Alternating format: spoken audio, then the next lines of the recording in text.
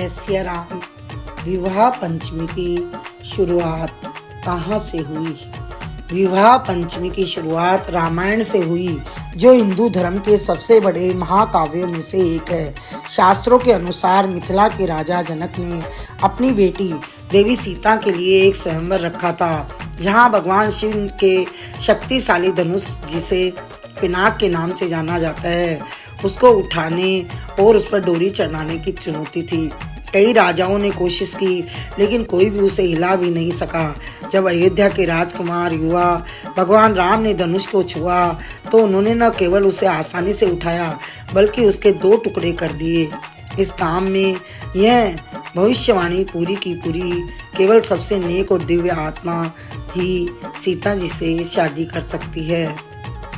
इस प्रकार विवाह पंचमी वह दिन है जब भगवान राम और देवी सीता की शादी हुई थी, जिसे 2 दिव्य प्राणियों के मिलन और धर्म, पवित्रता और ब्रह्मांडीय संतुलन के प्रतीक के रूप में मनाया जाता है।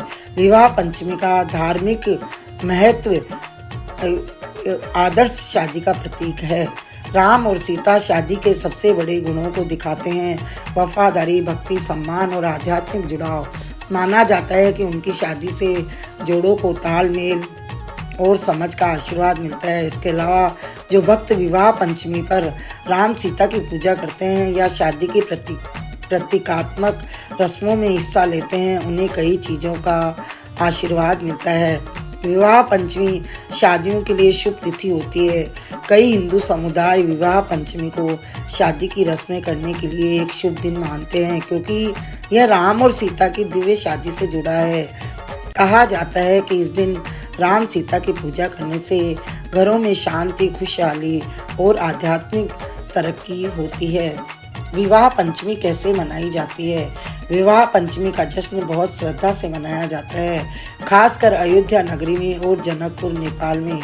मंदिरों में राम सीता का विवाह, मंदिरों में एक बड़ा शिवालिक विवाह समारोह होता है। भगवान राम और देवी सीता की मूर्तियों को दूल्हा दुल्हन की तरह सजाया जाता है और मंडप में रखा जाता है।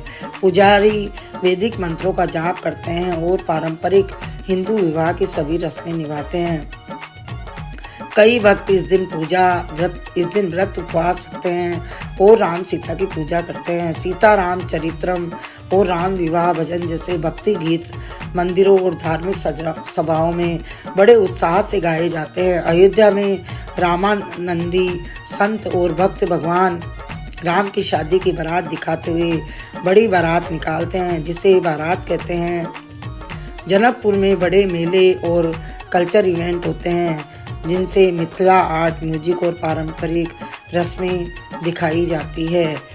कई परिवार रामचरितमानस का बाल कांड पर, खासकर सीता स्वयंवर और दिव्य विवाह के बारे में सारी बातें पढ़ते हैं और सबको सुनाते हैं। बोलिए रामचंद्र भगवान की जय।